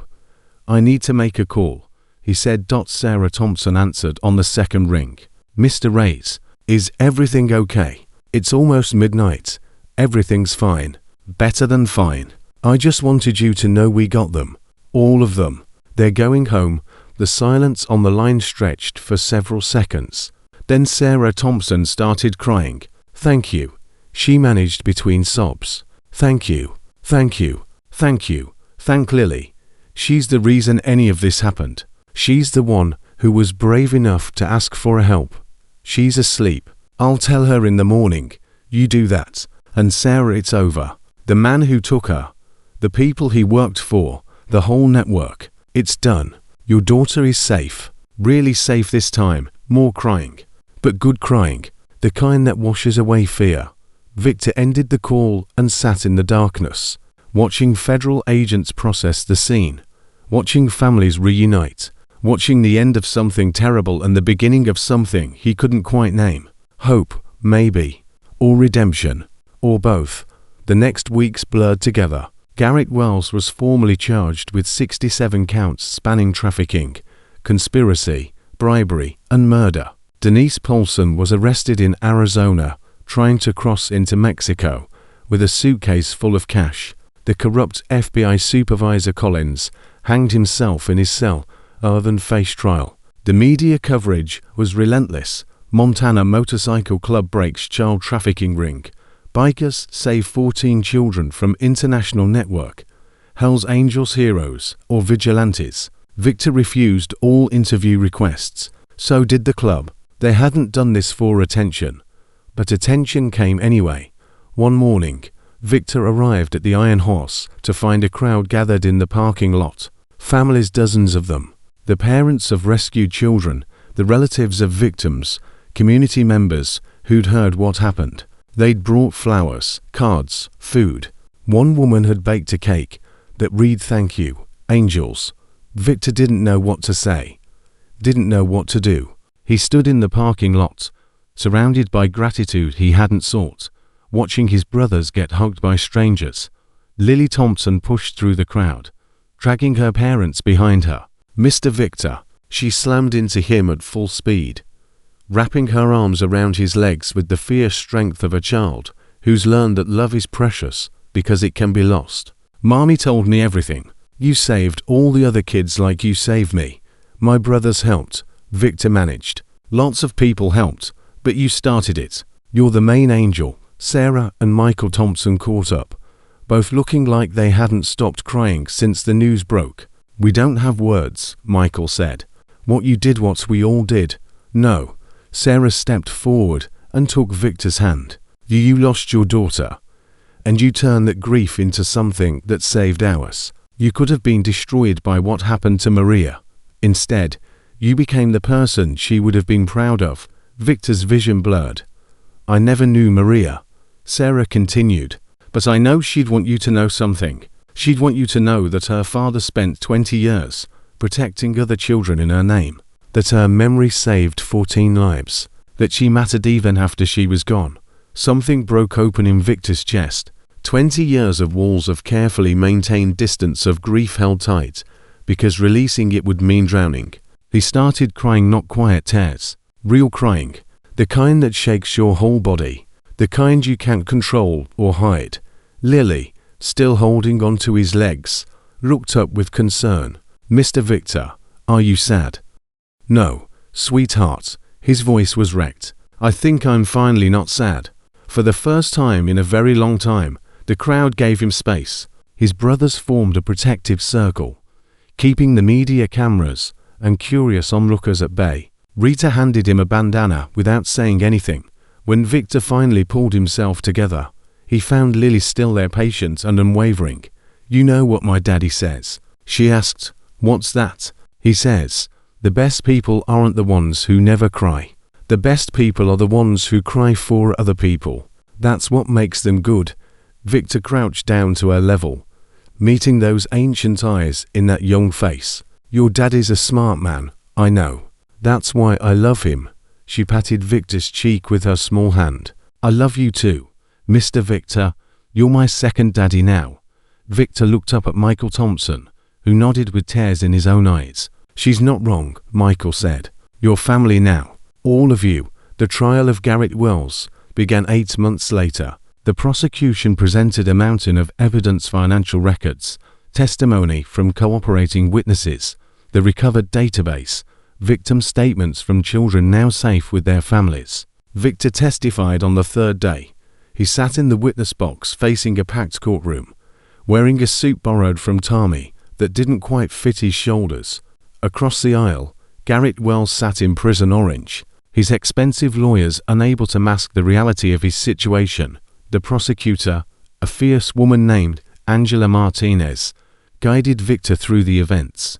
The rescue of Lily Thompson, the investigation that followed, the discovery of the network, the raid on the warehouse. Double quotes Mr. Reyes. "At any point during this investigation, did you take the law into your own hands?"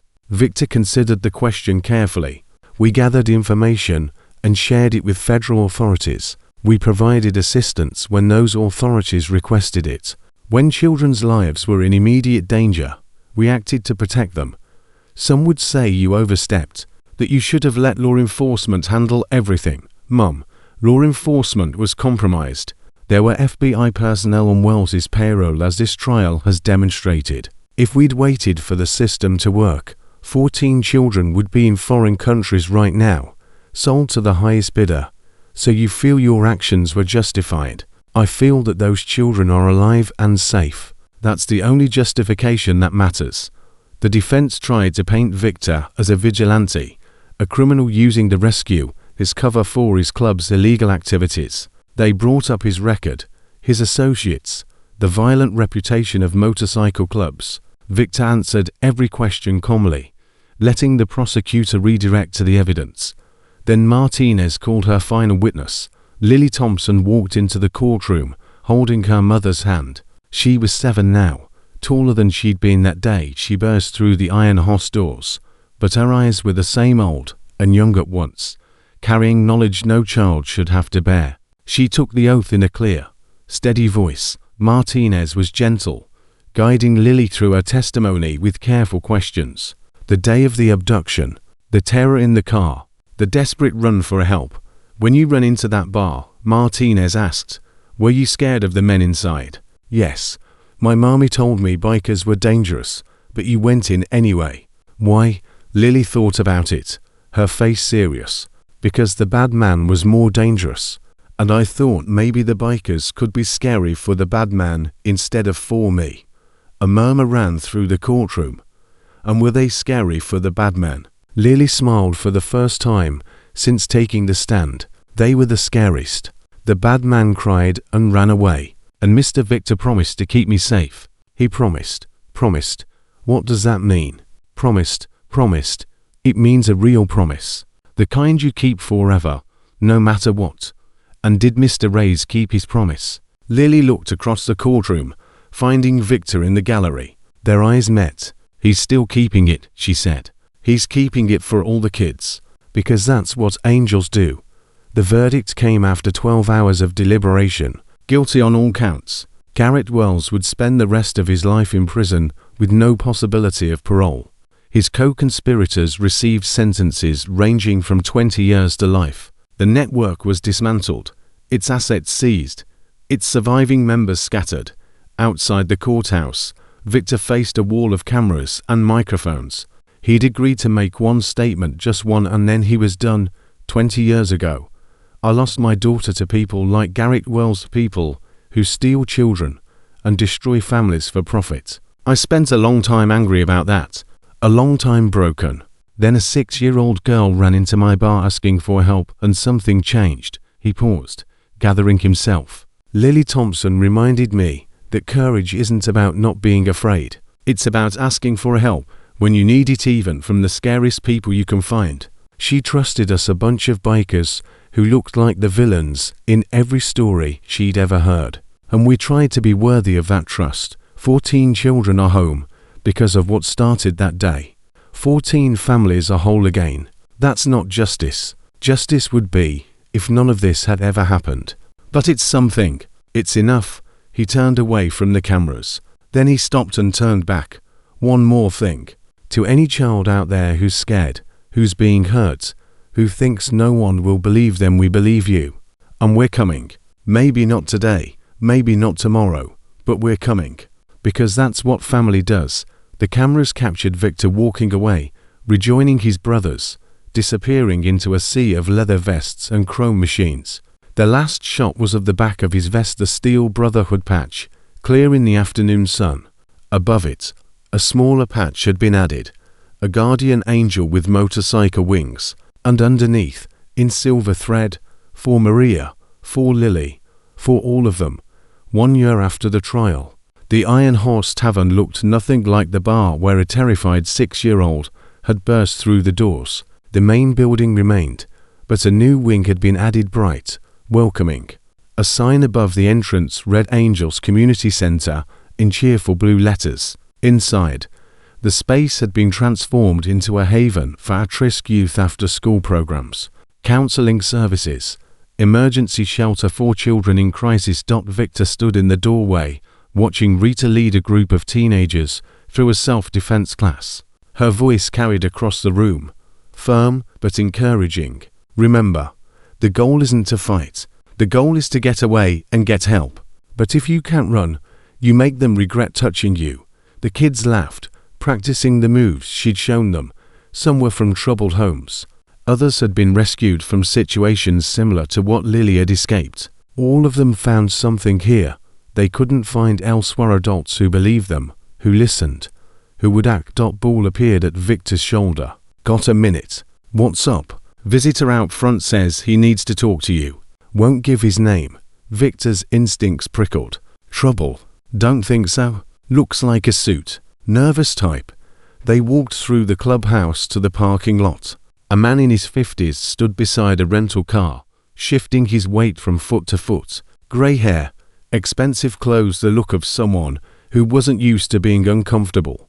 Can I help you? Victor asked. The man took a breath. My name is Robert Collins. My brother was FBI Assistant Director William Collins, the corrupt supervisor, the one who'd hanged himself rather than face trial.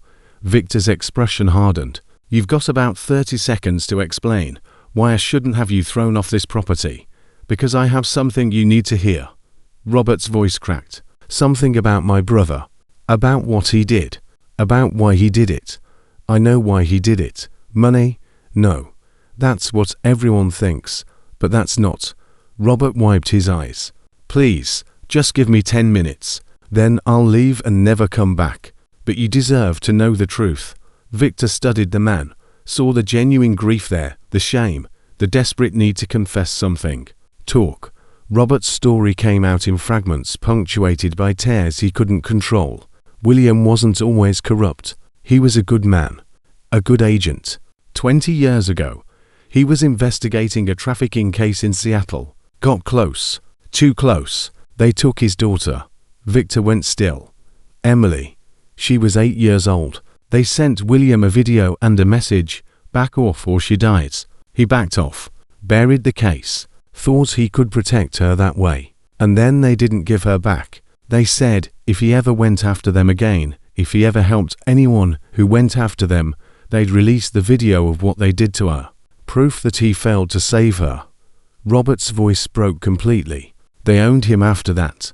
20 years of doing what they told him, covering up their crimes, all because he couldn't face what had happened to Emily. Victor's hands were shaking. Where is she now, Emily? She died in the facility where they kept her. She was 9 years old. William never knew exactly when. They just stopped sending updates. The parking lot was silent. Why are you telling me this? Victor finally asked. Because you lost a daughter too. Because I've read about Maria. Because my brother spent 2 decades enabling the people who destroyed your family. And I thought you deserved to understand that he wasn't a monster. He was a broken man who made terrible choices because he couldn't live with his own guilt. Robert reached into his pocket and pulled out an envelope. This is from William. He wrote it the night before he died. It's addressed to you. Victor took the envelope with numb fingers. I won't ask for forgiveness, Robert said. What William did is unforgivable. But maybe understanding helps. Maybe it doesn't. I just needed you to know. He got back in his rental car and drove away without another word. Victor stood alone in the parking lot staring at the envelope. Inside was a single page. Handwritten, Mr. Reyes. By the time you read this, I'll be dead. I'm taking the coward's way out because I can't face what I've done. I can't face the families of all the children I failed to save. You asked me once through Agent Chen why I did it. The answer is simple. I did it because I was afraid. Because I thought protecting my daughter meant surrendering to the people who took her. I was wrong. She died anyway. And my cowardice allowed them to take hundreds more. Maria would be 30 this year. Emily would be 28. They'll never grow up, never fall in love, never have children of their own. And I could have stopped the people who killed them. I had the power, the position, the information, but I was too broken to use it. You weren't broken. You turned your grief into something that saved lives. I turned mine into something that destroyed them. If there's a hell, I'm going to it. And I deserve every minute. William Kalinsp, S. There's a safety deposit box in Helena First National Bank. Keys taped to the back of this letter. Inside you'll find everything I never had the courage to use. Names, dates, operations, the complete architecture of the network. Use it. Victor's hands trembled as he turned the letter over. A small key was taped there, just as Collins had written. He walked back into the clubhouse in a daze. Ball looked concerned. You okay? Get Rita and Agent Chen. Tell them I've got something they need to see. The contents of Collins's safety deposit box took down an additional 47 people over the next 6 months: state legislators, police chiefs, business executives, a federal judge. The network's tendrils had spread further than anyone imagined, touching every corner of the Northwest power structure. Victor watched the arrests on television, feeling something he couldn't quite name. Satisfaction, maybe, or vindication, or just the grim completion of something that had started 20 years ago on a hospital room, with his daughter's hand growing cold in his. Agent Chen called him at the last major arrest. It's done. The whole network is dismantled. Every major player is in custody or dead. What about the children? The ones who are still missing? We've recovered 31 additional victims based on Collins's files. Most were in international locations. It took time, but we got them out. 31 added to the 14 from the warehouse. 45 children total. Thank you for telling me, Victor. Chen's voice softened. You should know something. We found records on Maria. His heart stopped. What kind of records? Movement records.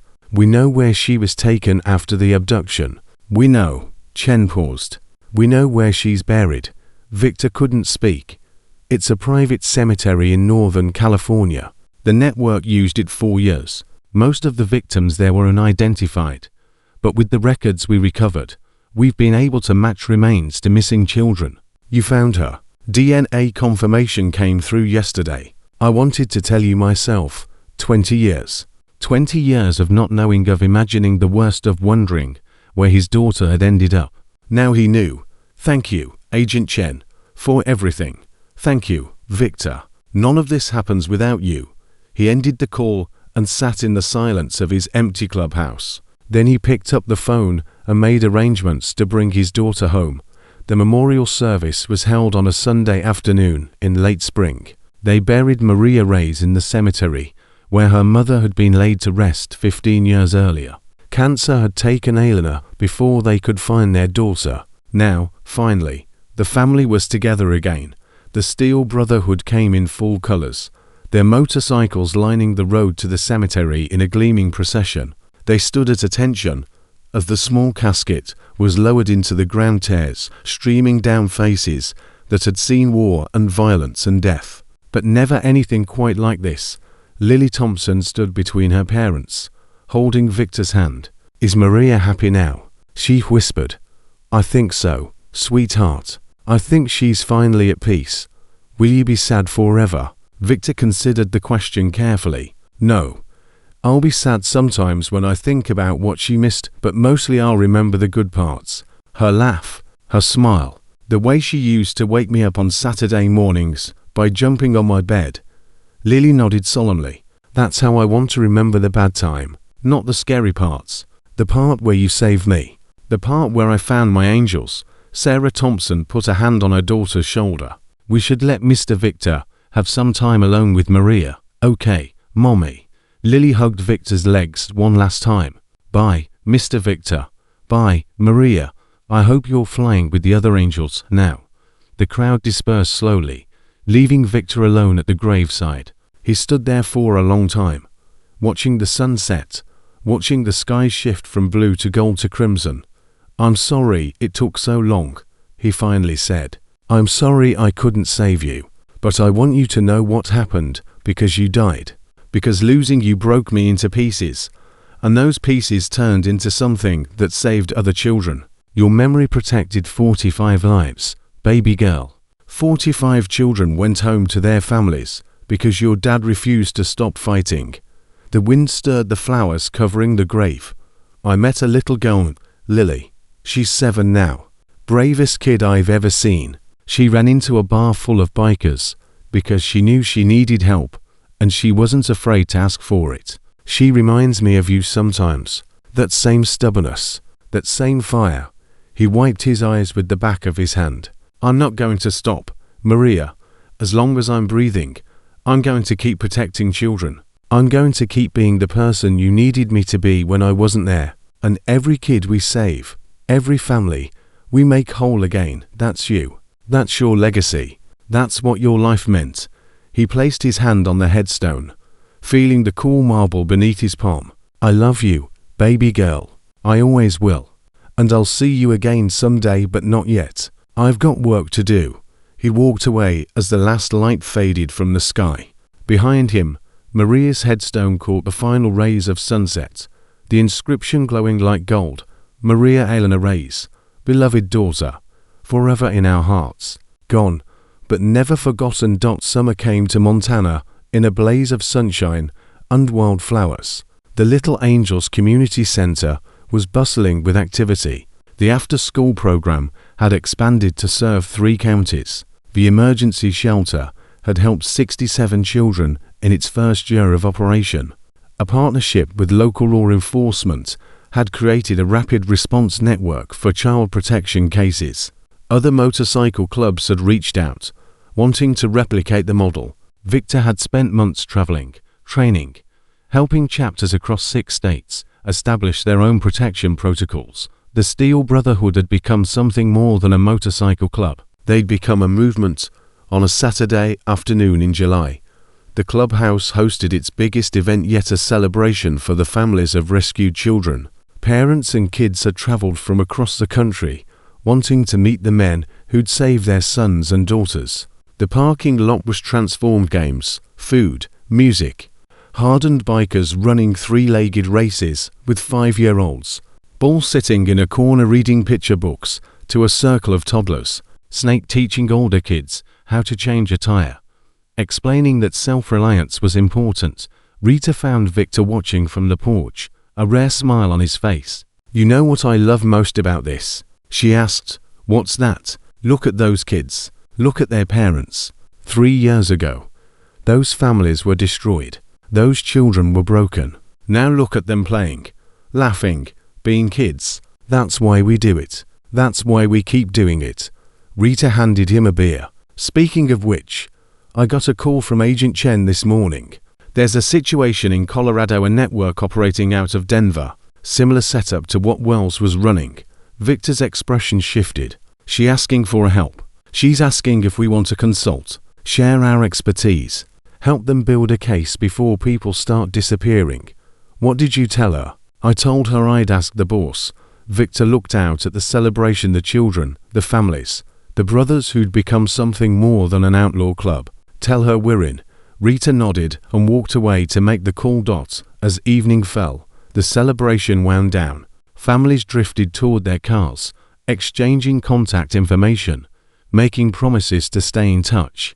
The rescued children had formed bonds with each other, survivors recognizing survivors. Lily Thompson found Victor by his motorcycle. Mr. Victor, can I ask you something?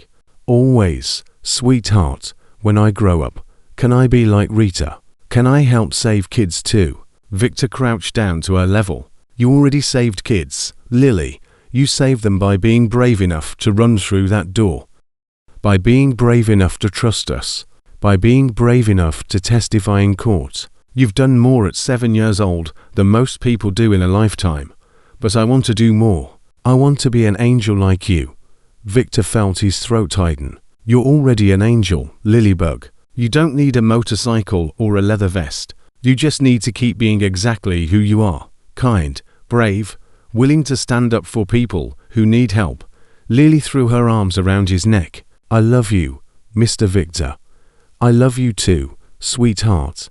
Always will. Michael Thompson appeared, looking apologetic. Lily, it's time to go. Your grandmother's waiting. Okay, Daddy. Lily released Victor and took her father's hand, then turned back. Mr. Victor, will you come to my birthday party next month? I'm going to be 8. Wouldn't miss it. Promise, promise. Victor held up his pinky. Promise, promise. Lily grinned, linked her tiny finger with his, and let her father lead her away. Victor watched them go. The little girl who'd changed everything.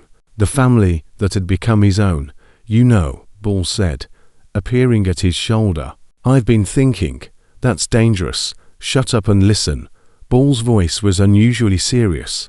20 years ago, you were the angriest person I'd ever met. After Maria, after Eleni, you were practically dead inside, going through the motions, waiting to die yourself. Thanks for the memories. I'm making a point. Look at you now. Look at what you've built. Look at those kids, those families. You turned the worst thing that ever happened to you into the best thing that ever happened to hundreds of other people. Victor didn't respond. I just wanted you to know, Ball continued, that I'm proud to ride with you. Always have been, but especially now, because now I understand what this club is really about.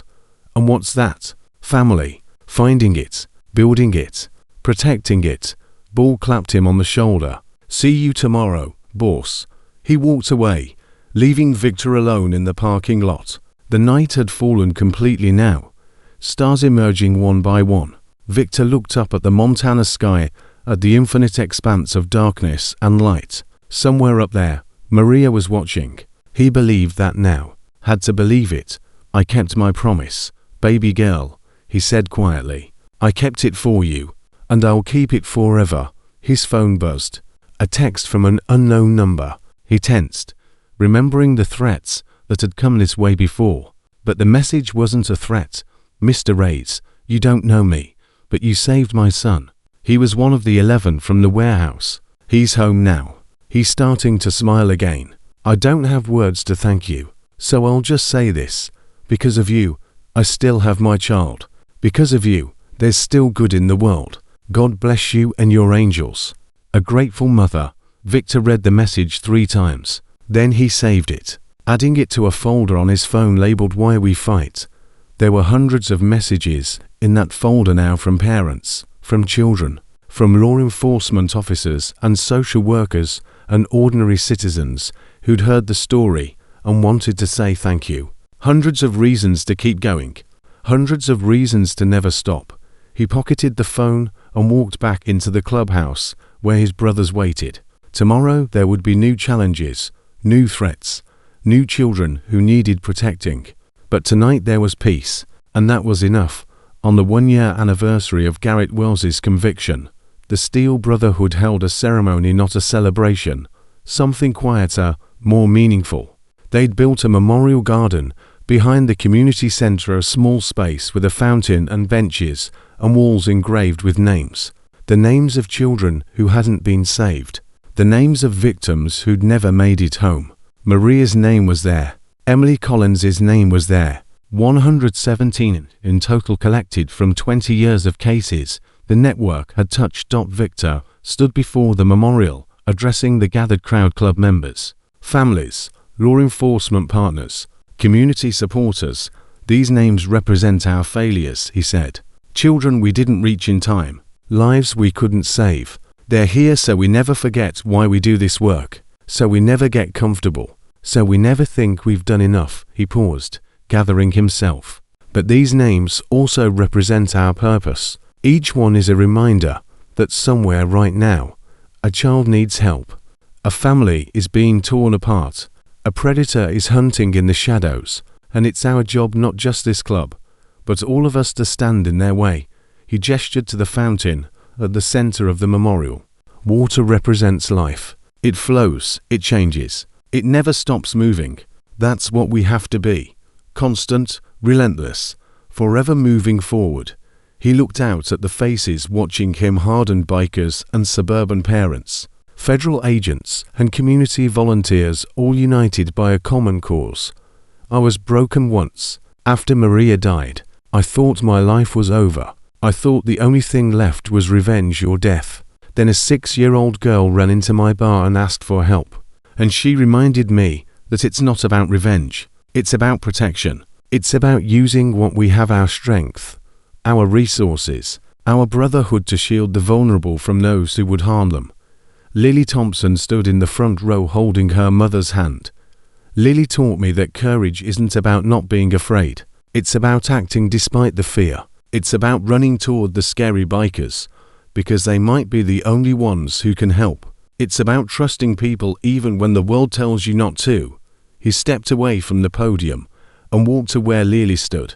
1 year ago, you asked me if I would be your angel. I said I'd try. Today, I want to ask you something. Lily's eyes went wide. What? Victor reached into his pocket and pulled out a small patch, the same guardian angel design the club had adopted, but child-sized. Will you be ours? Lily's hand flew to her mouth. This isn't just a symbol, Victor continued. This is a promise that you'll always be part of this family, that wherever you go, whatever you do, you'll carry the spirit of what we built together, and that when you're old enough, if you choose, you'll help us keep protecting children, not as a biker, as whatever you want to be, but always as an angel. Lily took the patch with trembling hands. I'll keep it forever, she whispered. Promise, promise, promise, promise. The crowd erupted in applause. Victor looked around at the people gathered there, his brothers, his extended family, the community they'd built from the wreckage of tragedy. They'd started as a motorcycle club, outlaws, misfits, men society had written off. Now they were something more. They were guardians, and they would never stop. Years later, when people asked Victor what the most important moment of his life was, he never hesitated. Not the rescue of Lily Thompson, not the takedown of the network, not the trial, or the memorial, or the community center. It was a quiet moment on a summer evening, sitting on the porch of the Iron Horse, watching the sun set over the Montana mountains. Lily was there, 16 now, tall and fierce, applying to colleges with criminal justice programs. She wanted to be an FBI agent. Agent Chen had already promised to mentor her. The Thompson family was there, Sarah and Michael, still happily married, still regular visitors. The club was there, older now, some retired, some new, but the brotherhood unchanged. And somewhere in the gathering darkness, Victor knew Maria was there too, watching, proud. He'd spent 20 years broken by grief. Then he'd spent 10 years building something from the pieces. Not a replacement for what he'd lost. Nothing could replace Maria. Nothing could undo the tragedy that had started it all.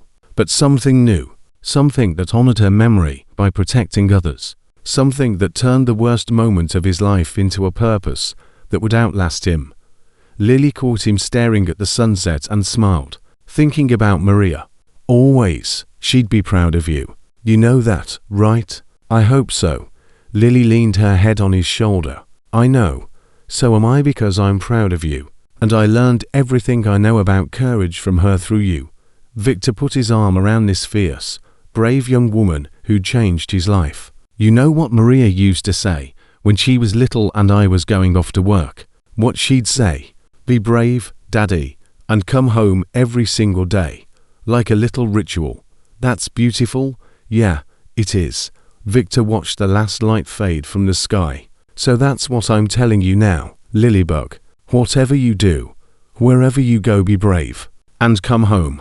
There's always going to be a place for you here. Lily squeezed his hand. I know. That's what family means. Victor nodded slowly, feeling the truth of it settle into his bones. 20 years of darkness, 10 years of building. And now, finally, he understood. The world was full of monsters, predators who hunted children, networks that destroyed families, systems that failed the vulnerable. But the world was also full of angels, unlikely ones, imperfect ones, people who wore leather and rode motorcycles and looked like the villains in every story. People who showed up when it mattered. People who kept their promises. People who understood that family wasn't blood. It was choice, commitment, sacrifice, love. And as long as there were children who needed protecting, as long as there were families worth saving, as long as there was even one person willing to stand up and say, not on my watch, the angels would ride. They always would, because that's what family does.